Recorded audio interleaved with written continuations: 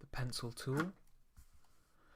Pencil tool is here, so it's pencil. It's N on the keyboard for some reason. I'm not quite sure why. It's a bit like a pen. It's a bit like the pen tool, but it's a bit more freeform. So if you want to make a shape, so we'll make this into a stroke for now. If we just do a sort of a curly line for a minute. So it's actually a stroke. So you've not actually drawn a shape as if you were to do that in Photoshop. This has actual points to it, not unlike the pen tool. So you can actually edit the handles. So if you want to make them a bit, if you want to change the curve on it a little bit, or if you want to make a circle shape, just change the fill, and you can actually make a freehand circle.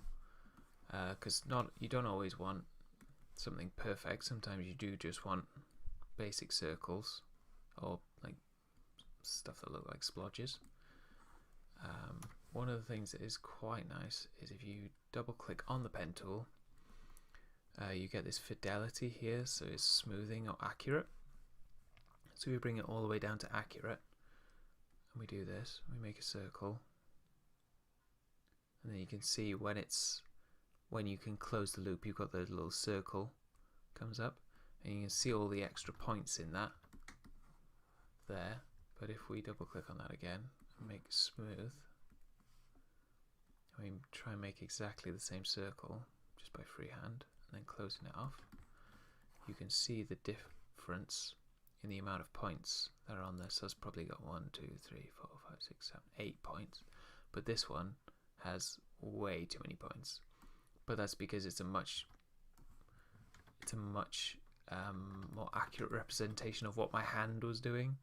So you can see Illustrator's really helped me out there with smoothing out the image instead of letting me make a super wibbly circle.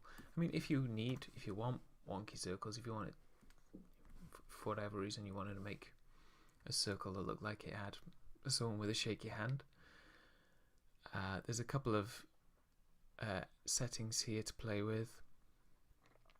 So if you want to make it a bit more sensitive, so the closer you get, so as you're making the circle, the closer you get to that beginning point, if you want to make that much more accurate, you bring this down to the pixels. So if you want to make it so you're in the general vicinity of that first point, you up the pixels here. So keep selected is when you're making your shape. So we turn that off.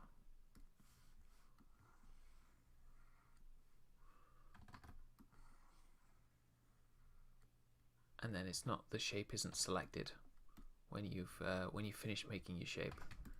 So, but if you turn that on, here we do that. Your shape has been selected for you after you've made the shape. But really, it's this fidelity that's really useful. You can keep most of these on as they are. I think they're not going to make a massive difference to you.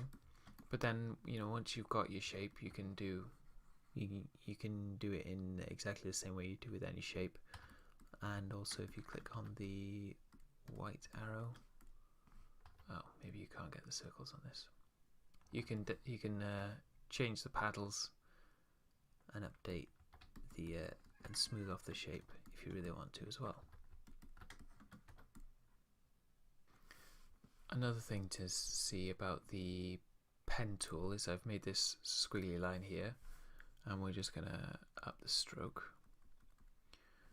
What you can do is you can change, if you go in here and you go open brush library, let's say we look at, you get different sort of brushes here. So if we go artistic charcoal pencils, you can actually change the style of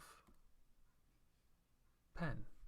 So so you've got a bit more of a textured line. It's still a vectored shape. It's still a live shape as well. So if you want to move that up and move the handle, it retains its ability to be edited as well, which is quite good. So there's a whole bunch of things you can look. There's paintbrushes and inks and calligraphy and all sorts of weird and wonderful things like arrows and borders and all sorts of things that you can have a look at there.